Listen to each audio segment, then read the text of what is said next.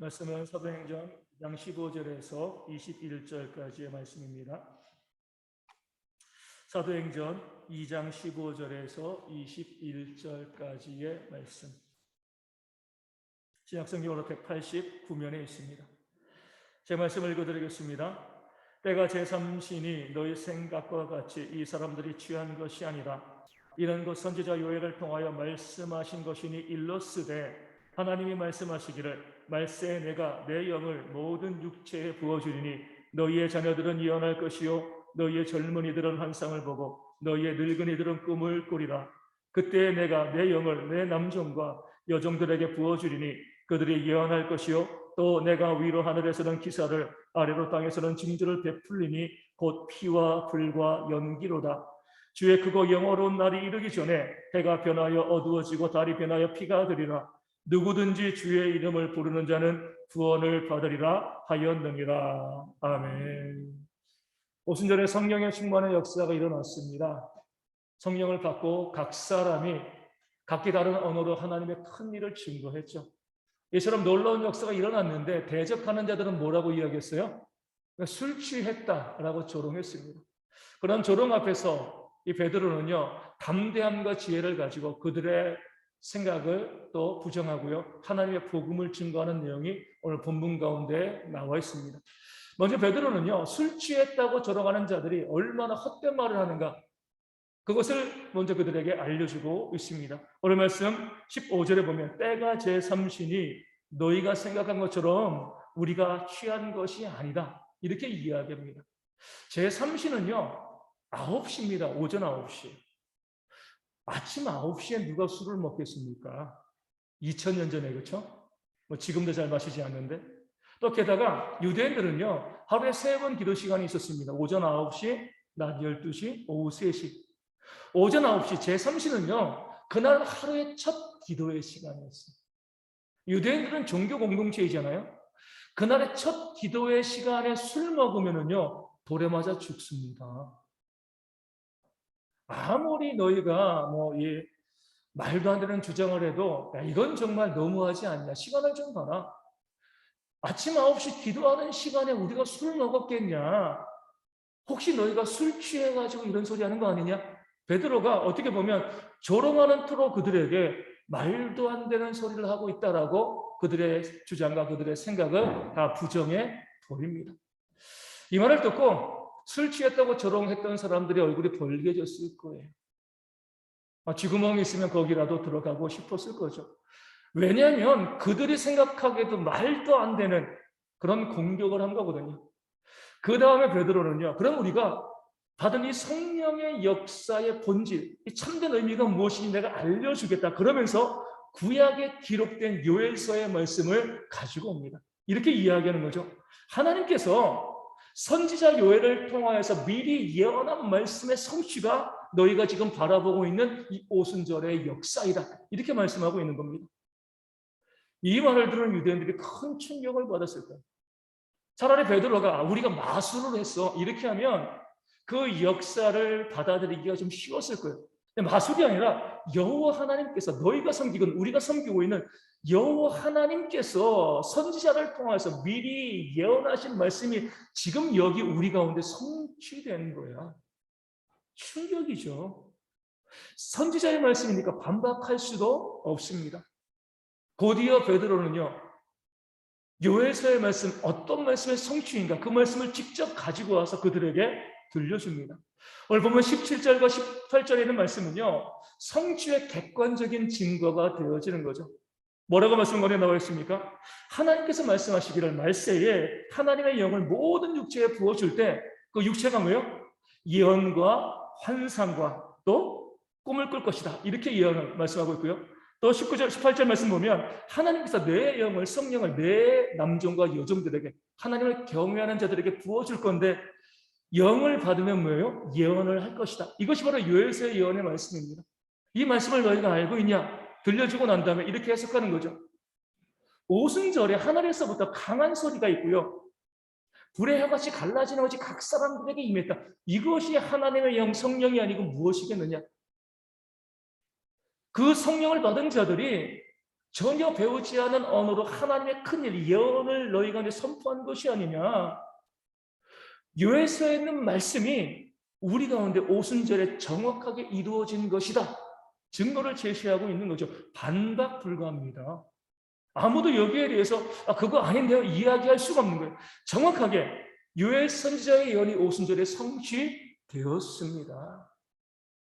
하나님께서는요 우리 기적을 베푸실 때에 심심하니까 쇼를 보여주기 위해서 기적을 베푸시는 분이 아니죠. 모든 기적에는요 하나님의 계획과 뜻이 있습니다. 기적을 베푸시기 전에 그래서 항상 미리 예언하시고 말씀하시는 거예요. 예수님의 오심도 미리 예언하시고 그 오심 예언한 대로 예수님이 이 땅 가운데 오신 것처럼 성령 충만의 역사도 하나님께서 미리 예언하신 하나님의 약속의 성취이다. 이렇게 베드로가 유대인들에게 말씀을 가지고 그 사실을 알려주고 있는 겁니다. 유대인들이 한마디도 여기에 대해서 반박할 수가 없는 거예요. 정말 요엘서의 예언이 여기에서 성취되었다. 더 이상 이야기할 수가 없는 거죠. 그러면은 요엘서의 말씀 가운데 오늘 본문에 나와 있는 17절과 18절만 인용해도 됩니다. 요엘이 예언한 선지자가 예언한 그 말씀이 오늘 우리 가운데 이루어져서 17절, 18절 말씀을 봐. 이것이면 끝이야. 여기서 끝을 내도 되는데 베드로는요. 18절, 19절, 20절, 21절 요엘서가 예언한 내용을 다 가지고 와서 그들에게 제시합니다. 17절, 18절이면 충분하거든요. 3절을 더하는 거죠. 더 가져온 거예요. 여기에서 우리는 이 말씀을 증거하는 베드로의 마음을 미루어서 읽을 수가 있어야 됩니다. 지금 유대인들에게 요엘서의 말씀을 통해서 하나님의 역사를 설명하고 있는 베드로의 마음은 어떤 마음이었을까요? 이렇게 오해할 수도 있어요. 아마 베드로가 유대인들에게 안가품하고 있어, 복수하고 있어, 이렇게 해석할 수도 있거든요. 왜냐하면 유대인들이 베드로에 대해서 무식하다고 조롱했잖아요. 야, 네가 배운 게 하나도 없는데 무식해? 이제 베드로가 이렇게 이야기하는 거죠. 우리 가운데 일어난 이 역사가 요엘서에서 예언된 역사, 하나님의 말씀을 너희가 알지 못하느냐? 너희가 무식하다고 조롱하는 나는 요엘서의 말씀을 가지고 이 사건을 해석하고 있는데 너희는 왜 몰라? 맨날 성경 본다고 하면서 말씀 잘 안다고 하면서도 이 역사를 요엘서를 통해서 해석하지 못하는 거 보니까 너희가 더 무식하다. 이런 마음을 가지고 있지 않았을까 생각할 수도 있습니다. 또한 베드로의 마음 가운데 뻐기는 마음이 좀 있지 않았을까? 이런 생각도 할 수 있는 거죠. 왜냐하면 전혀 배우지 아니한 각 나라의 언어를 가지고 하나님의 큰 일을 말한 거잖아요. 유대인들에게 이렇게 이야기하는 겁니다. 우리는 예수님께서 이 땅에 살아계실 때, 공생에 사역하실 때 귀신도 쫓아내고 병자도 고치고 복음도 증거해서 이제 우리가 성령을 받아가지고 전혀 배우지 않는 언어를 가지고 유창하게 하나님의 큰 일을 이야기하고 있는데 너희는 이 중에 할 줄 아는 게 뭐가 있어? 아무것도 못하잖아. 어떤 능력도 해본 적이 없잖아. 우리는 이런 능력을 해가는데 이런 마음 가지고 뻐기는 마음이 있었을 수도 있는 거죠. 하지만 베드로의 마음은 그런 마음이 아니었습니다. 19절, 20절, 21절까지 베드로가 요엘서의 말씀을 다 인용한 이 모습을 보게 되었을 때 베드로의 마음 가운데 있었던 그의 마음은요. 간절함, 절실함이었습니다. 베드로도 자신들에게 일어난 오순절의 역사를 요엘서의 말씀으로 적용하면서 깜짝 놀랐을 거예요. 요엘서의 말씀이 성취된 것은 맞습니다. 여기 문제가 없어요. 그 뒤에 있는 말씀을 보니까 성령의 충만은요 그 자체로 끝나는 것이 아니라 또 다른 예언의 징조가 되어진다는 거죠. 또 다른 역사의 하나님의 사인이 되어진다는 것을 요엘서를 통해서 우리 베드로가 발견하게 되어진 겁니다. 그 성령의 충만이 무엇에 대한 징조와 사인이죠? 하나님의 재림과 심판에 대한 징조와 사인이라는 사실을 베드로가 알게 되어진 겁니다. 마치 뭐가 같냐면 우리가 조금 이제 가물가물하지만 쓰나미랑 비슷해요. 쓰나미. 예전에 인도네시아, 태국 그쪽 동남아시아에 쓰나미가 발생해가지고 수십만 명의 사람들이 목숨을 잃었습니다. 우리가 그 쓰나미를 통해서 배운 게 있죠. 뭐예요? 바닷가에서 놀다가 갑자기 바닷물이 멀리 빠지면 뭐 해야 돼요? 냅다 튀어야죠. 그렇죠? 근데 그 당시도 보면 바닷가에서 놀고 있다가 물이 쭉 빠지니까 사람들이 신기하다고 사진 찍고요. 기념 촬영하고 물이 빠지니까 바닥에 뭐가 있어요? 온갖 해산물들 있잖아요. 이거 주스면서 야 신기한 일이야. 평생 겪어보지 못한 그런 재미난 일이야. 거기에 사람들이 그냥 그 놀라운 일에 그냥 빠져 있었던 겁니다. 근데 만약에 그 중에서 쓰나미의 징조를 알고 있던 사람이 있었다라고 하면 어떻게 했을까요? 가장 높은 곳으로 뛰어갈 수밖에 없는 거죠. 지금 베드로가 그 마음입니다. 그 자신도 처음에는요, 성령의 역사만을 바라봤어요. 하나님의 역사가 있어가지고 열쇠 말씀이 성취되어서 우리가 각 지방 언어로 하나님의 큰 일을 말해서 대단한 일, 놀라운 일을 우리가 감당해서 이 자신만 봤는데 열쇠 말씀을 읽어보니까 어때요? 그 뒤에 하나님께서 왜 성령의 역사를 부어주셨는지 그 말씀이 기록되어 있는 거죠. 우리 17절 말씀에도 뭐가 먼저 암시되어 있어요? 말세에 내가 내 영. 하나님께서는요, 성령을 부어주시기 전에 이것이 말세의 일이다. 언제 성령을 부어주시는 거예요? 말세에. 마지막 때, 심판 직전에 하나님께서 이 땅 가운데 성령을 부어주실 것이다라고 예언하고 있는 거죠. 19절과 20절 말씀은 뭐라고 나와 있어요? 성령이 부어지고 난 뒤에 하늘의 기사, 땅의 징조를 베푸실 것이다. 어떤 징조죠? 피와 불과 연기입니다. 이 피와 불과 연기는요, 하나님의 심판, 재난을 의미하는 것입니다. 주의 크고 영어로운 날, 즉 재림과 심판의 날이 이르기 전에 해가 변하여 어두워지고 달이 변하여 피가 되는 징조가 일어날 것을 요엘서의 예언의 말씀이 알려주고 있는 겁니다. 순서가 이래요. 성령 충만 끝나는 게 아니라 곧 이어서 뭐예요? 재난이 있고요. 그 다음에는요, 하나님의 재림과 심판의 역사가 있는 겁니다. 그렇기 때문에 우리가 성령 충만 보고요, 그 역사를 바라보면서 여기에 흥분돼가지고 놀라고 있을 때가 아닌 거죠. 예수님의 제자들이 우리가 이렇게 놀라운 역사, 놀라운 일들을 감당하고 있어, 우리가 대단한 사람이야, 이렇게 있을 때가 아닌 거예요. 그 성령의 역사를 바라보면서 대적들이 야 저거 술 취한 거야 조롱할 때도 아닌 거죠. 그 성령의 역사를 바라보면서 흥분하고 있는 건 뭐냐면 앞서 말씀드린 것처럼 물이 빠졌는데 쓰나미가 올지 모르고요, 기념사진 찍고요, 해산물 거두고 있는 그런 모습과 다름이 없는 겁니다. 그럴 때가 아니라는 거죠.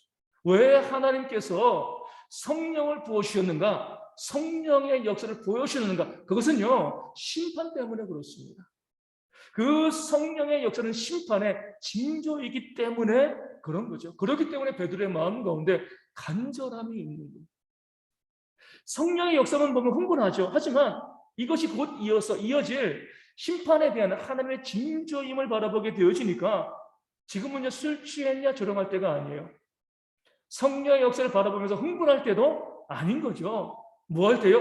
회개하고 믿고 구원받을 때가 바로 성령의 역사를 보여주실 때라는 것을 베드로는 깨달아 알았던 거죠. 그렇기 때문에 결론이 21절 말씀에 뭐라고 나와 있습니까? 누구든지 주의 이름을 부르는 자는 구원을 받으리라.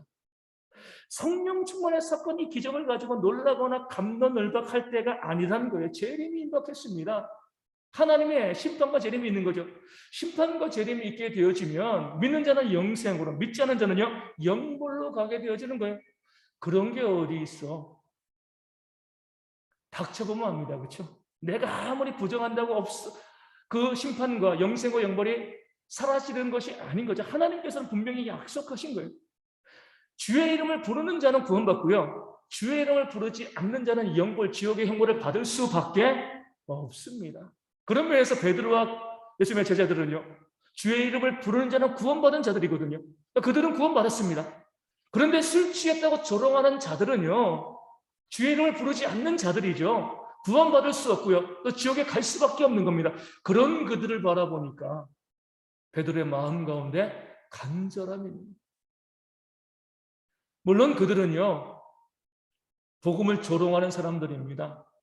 예수님을 십자가에 못 박은 자들이고요, 무엇이건 꼬투리를 잡아가지고 베드로와 예수님의 제자들을 죽이려고 하는 그런 악한 자들이었습니다. 그러나 심판을 바라보니까 원수와도 같은 사람인데 그 사람들에게도요, 안타까운 마음이 드는 거예요.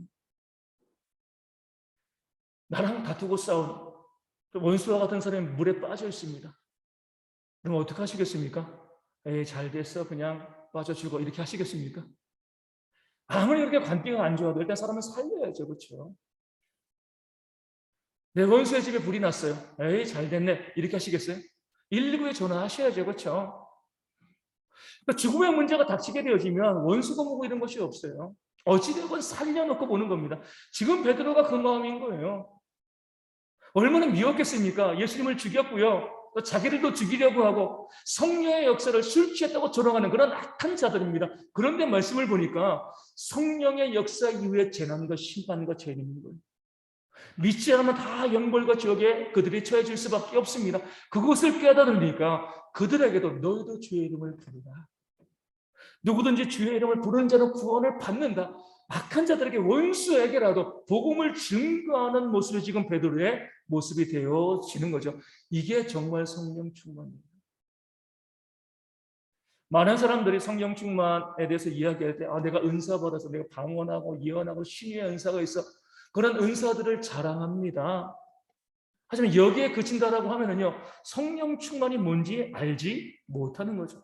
하나님께서는 우리 가운데 자랑하라고 성령의 역사, 은사를 부어주신 것이 아닙니다. 오늘 말씀에 나와 있는 것처럼 요엘 선지자가 예언한 것처럼 성령의 은사를 부어주신 분명한 목적은요, 재림과 심판에 대한 징조와 싸움입니다.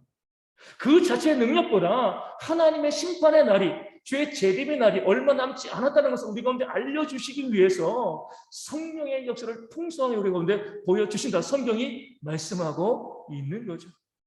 그 사실을 깨달아 아는 사람들은요, 비로소 원수를 사랑할 수 있게 돼요. 그 원수에게까지도 복음을 증거하게 되십니다. 베드로전서 4장 7절 이하의 말씀을 더해서 보면 베드로가 이렇게 이야기합니다. 만물의 마지막이 가까웠으니 점점점하고 뭐라고 8절에요? 무엇보다도 뜨겁게 서로 사랑하라. 사랑은 허다한 죄를 덮는다 말씀하고 있습니다. 마지막을 바라보니까요, 심판을 바라보고 영생과 영벌을 바라보니까 내 원수라 할지라도, 내가 미워하는 사람이라 할지라도 그에게 사랑의 마음을 금할 수가 없는 겁니다. 그에게 복음을 증거할 수밖에 없는 겁니다. 은사를 자랑하고 나 이런 사람이라고 나를 드러내는 것이 아니라 원수까지 사랑하고요, 그들에게 생명의 복음을 증거하는 그런 모습이 있는 것이 정말 성령 충만이라는 것을 성경은 우리 가운데 보여주고 알려주고 있는 겁니다. 그런 면에서 오늘 우리가 살고 있는 이 시대는요, 정말 흔히 말하는 말세지말이 되어지는 거죠. 마지막이지만 그 중에 또 마지막이 되어집니다. 우리가 기독교 역사와 세계의 흐름을 좀 잘 보실 필요가 있습니다. 2000년 전에 오순절 사건입니다. 그렇죠? 그리고 100년 전에 1900년 초에 미국에서 다시 한번 성령의 역사가 일어났죠. 그것이 지금 전 세계에 퍼져 있습니다. 요즘 보면은요, 하나님의 은사가 각 교회마다 다 증거되어지고 있고요. 은사 집회, 성령에 대한 그런 이야기들, 성령께서 역사하신 그 놀라운 일들이요, 모든 교회에서 빠짐없이 교회들마다 보여지고 있습니다. 이럴 때 사람들이 방향을 잘못 잡는 거예요. 성령의 역사만을 바라봅니다. 오순절에 그 역사만을 바라보는 것처럼 우리 가운데 성령의 역사가 부어져서 내가 방언하고 예언하고 신의 은사가 있고 이런 은사를 가지고 이렇게 큰 일을 감당하고 있어. 은사를 자랑합니다. 또 그 은사 갖고 뭐 하는 거예요? 은사 가지고 돈벌이 하는 사람들이 있는 거죠. 은사 갖고 사람들 모아가지고요, 그 돈을 벌고 자기 개인의 유익을 추구하는 사람들이 있습니다. 하나님의 말씀을 알지 못하는 거예요. 왜 하나님께서 지금 우리 가운데 이 시대 가운데 이렇게 성령의 역사를 풍성하게 부어주셨는가? 이제 정말 마지막 때가 되었다는 겁니다. 내게 신의 은사가 있다고 하면 어떻게 해야 돼요? 아픈 자의 병을 고치고요, 그에게 무엇을 증거해요? 복음을 증거해야죠. 이제 곧 주의 재림의 역사, 심판의 역사가 일어날 것입니다. 믿고 구원 받으십시오. 병 고치시고 돈 벌어요. 돈 받아요. 내 개인의 유익을 구합니다. 악한 자의 모습이 되어지는 거죠. 하나님께서 지금 우리가 살고 있는 이 시대 가운데 정말 풍성하게 성령의 역사를 보여주고 계신다. 다시 말씀드리지만 이제는 정말 뭐예요? 마지막 때가 되었다는 겁니다. 내가 부정한다고 해가지고 주의 심판의 때가, 재림의 때가 오지 않는 것이 아니죠. 우리 학생들이 그러잖아요. 기말고사, 중간고사 있는데 시험이 없었으면 좋겠어. 그렇다고 시험이 안 오나요? 때가 되면 시험 날짜가 되고 시험을 칠 수밖에 없습니다. 하나님의 심판도 마찬가지예요. 하나님이 결정하시는 겁니다. 그렇기 때문에 우리가 오늘 말씀을 깨달아 알고요. 지금 이 시대 가운데 벌어지고 있는 성령의 충만한 역사를 바라볼 때 거기에 도취돼가지고 구경하면서 이런 것도 있어 저런 것도 있어 이렇게 달려갈 것이 아니라 정말 하나님께서 성령의 역사 이후에 재난과 심판이 있음을 말씀하셨기 때문에 요엘서의 말씀이 우리 가운데 이제 적용되어질 것이기 때문에 더욱더 사랑하며 복음을 증거하는 그런 귀한 모습이 우리 가운데 있어야 할 줄로 믿습니다. 이게 바로 성령 충만 받은 자의 모습이 되어지는 거죠. 이 교회가 존재해야 될 이유도 그것입니다. 우리 다 구원받았습니다. 뭐 하시겠습니까 이제? 나 구원받았는데 더 이상 뭘 해야 돼? 할 게 없어요. 우리가 이 땅 가운데 구원받아서 한 교회를 이루었다는 그 모습은요, 하나님께서 우리를 통해서 믿지 않는 자들에게 생명의 복음을 증거하고 전도하고 선교를 통해서 더 많은 자들을 하나님의 백성과 그 나라에 들어오게 하라는 그런 사명을 우리 가운데 주신 겁니다. 그 사명을 감당하는 것이 우리가 이 땅에서 이 공동체를 만들고 세워가며 섬기는 그런 이유와 목적이 되어지는 줄로 믿습니다. 오늘 또 어버이 주일이 되어지는 거죠. 우리 어버이 주일날 자녀들에게 또 이 사랑도 받고 또 섬김도 받지만 우리 부모의 입장으로서 어버이 주일날 우리가 어떤 마음을 가져야 될까요? 이런 생각을 해봤습니다. 우리가 이 어버이 주일날 우리가 부모로서 우리의 자녀들과 우리 손주들도 있잖아요, 그렇죠? 우리 자녀들과 손주들 바라보게 되었을 때 만약에 오늘 예수님이 이 땅 가운데 재림하시면 내 자녀들과 내 손주들은 구원받을 수 있겠습니까? 우리가 한번 오늘은요, 우리가 이 질문을 우리가 해봐야 돼요. 오늘 지금 이 순간에 예수님이 재림하시면 이 땅을 심판하시면 내 자녀들은 영생에 구할 것인가 영벌에 떨어질 것인가? 내 손주들은 영생에 구할 것인가 영벌에 떨어질 것인가? 우리 창세의 말씀을 보면 하나님께서 소돔과 고모라를 멸망시키신 그 사건이 있습니다. 그 전에 그 소돔과 고모라에 누가 살았어요? 아브라함의 조카 롯이 살았죠. 아브라함을 보시고 그 롯과 그의 가족을 하나님께서 그 멸망 직전에 구원해 내기를 원하셨습니다. 하나님께서 심판하실 거니까 빨리 나와. 그럴 때 롯의 두 딸이 있었고요. 두 딸에게 누가 있었어요? 정혼한 이 사윗감들이 있었죠. 남편감들이 있었습니다. 그래서 그들도 살리기 위해서 그 사위에게 가서 하나님의 심판이 여기에 임할 것이다라고 복음을 증거했을 때 그 사위들은요, 그 말을 뭐로 여겼습니까? 말씀 보면 농담으로 여겼다고 했어요. 이제 곧 하나님의 심판이 있는데 그 소돔과 고모라가 완전히 멸망당하는데 하나님께서 기회를 주셔가지고 우리가 달아나자, 도망하면 살 수 있다라고 이야기했는데 그 복음을 듣고도요, 그 사위들은 농담으로 여겼습니다. 소돔과 고모라가 멸망당할 때 함께 멸망당했어요. 우리의 자녀들이 그래서 해야 되겠습니까? 우리의 손주들이 그렇게 멸망하는 것이 그렇게 되어지는 것이 맞나요? 그렇지 않잖아요. 진지하게 생각해 보셔야 돼요. 정말 지금 주님께서 재림하시면 나는 구원받을 수 있을 것인가? 내 남편과 아내 구원받을 수 있을 것인가? 내 자녀들, 내 손주들은 정말 구원받아 영생에 이를 수 있을 것인가?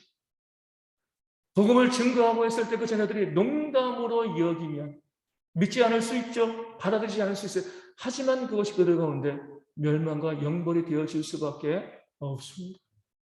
물론 우리가 저도 그러지만 부모가 자녀에게 또 형제에게 또 부모에게 복음을 증거하는 것이 쉽지 않습니다. 정말 어려워요. 그럼 우리가 무엇을 해야 돼요? 내가 정말 참된 부모라고 하면 믿지 않는 믿음이 불확실한 내 자녀들을 위해서 눈물로 기도하셔야 됩니다. 그 영혼을 구원해달라고. 나는 믿어 구원받았는데 하나님 내 아들, 내 딸, 내 손주들, 내 부모님들 하나님 믿지 않고 내 형제를 믿지 않고 있는데 하나님 어떡합니까? 이제 곧 주님께서 이 땅 가운데 재림하실 때, 심판하실 때 그 전까지가 기회의 시간이잖아요. 누구든지 주의 이름을 부르면 구원받을 수 있지만 재림하시고 난 다음에 부를 수가 없습니다.